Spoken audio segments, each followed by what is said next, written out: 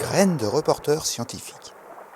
Une série de podcasts sur les enjeux de l'océan réalisés par des élèves francophones du monde entier, en partenariat avec la Fondation Tara Océan, le Centre pour l'éducation aux médias et à l'information, le ministère de l'Éducation nationale et de la jeunesse et l'Agence de l'enseignement français à l'étranger. Bonjour à tous. À ce jour, nous vivons dans un monde rempli de plastique. De ce fait, de nouvelles lois ont été créées pour tenter de limiter la surproduction de plastique. Par exemple, certains plastiques à usage unique sont interdits en France depuis le 10 février 2020, ce qui veut dire que cette loi existe depuis maintenant 5 ans.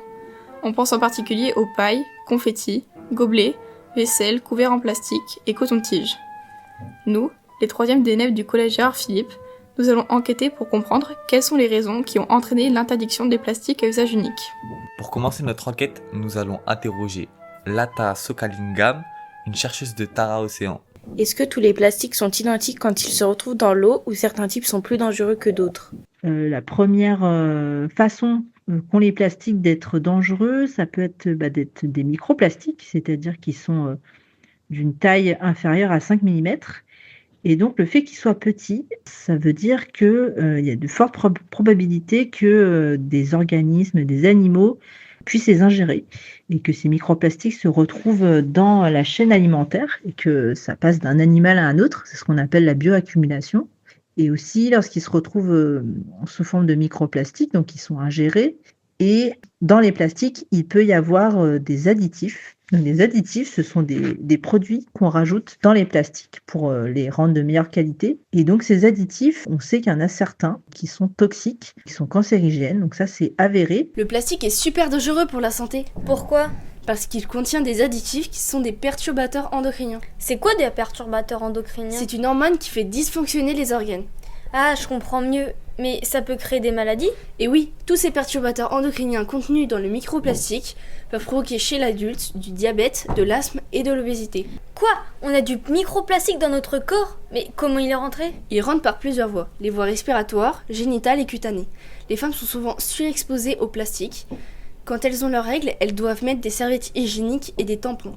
Le plastique rentre dans leur corps car les serviettes sont composées à 90% de plastique. Écoutons la suite des explications de la chercheuse Lata Sokalingam. Les autres plastiques qui peuvent être dangereux, c'est ceux qui sont de grande taille justement, donc ceux qui peuvent s'enchevêtrer avec les animaux, par exemple des filets de pêche qui ne servent plus, qui ont été perdus par les pêcheurs et qui en fait continuent de pêcher et à attraper des poissons, des dauphins, alors qu'en fait ils ne sont plus utilisés, donc ça peut être un danger. Pourquoi est-ce si difficile de nettoyer l'océan des déchets plastiques ? Il y a plusieurs raisons à cela. Alors la première, c'est que déjà il y en a vraiment partout, sur les îles, sur les plages, des côtes, sur les continents, à la surface de l'eau, dans la colonne d'eau et également dans les fonds. Donc vu qu'il y en a partout, c'est compliqué d'aller tous les chercher.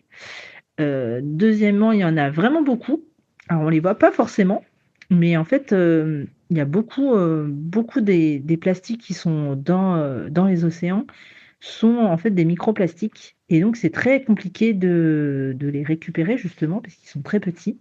Et puis il reste les grands plastiques, alors eux c'est plus facile de les récupérer, mais voilà, c'est une petite partie quand même des déchets qu'on retrouve. Et puis surtout, il est facile de récupérer les déchets qui sont sur les berges, sur les côtes et à la surface de l'eau, mais en fait, ceux qui sont tout au fond de l'eau à plusieurs centaines de mètres, voire même plusieurs milliers de mètres, là, c'est très compliqué et très coûteux d'aller les chercher. Et enfin, dernière raison, avec les technologies qu'on a pour récupérer les plastiques, alors on arrive effectivement à récupérer des déchets, mais en fait, on est assez peu efficace, c'est-à-dire que en fait, le niveau de pollution est tellement rapide, tellement élevé qu'en fait, on pollue plus vite qu'on arrive à nettoyer. Ce qui est important, c'est surtout de réduire la production de plastique. Dès à présent, vous pouvez comprendre pourquoi les plastiques à usage unique sont interdits. Nous vous remercions de nous avoir écoutés. À très vite pour une prochaine enquête. C'était Graines de reporters scientifiques, une enquête sur les enjeux de l'océan. Retrouvez tous les podcasts audio et vidéo sur la plateforme lesdessous de l'océan.fondationtaraocéan.org.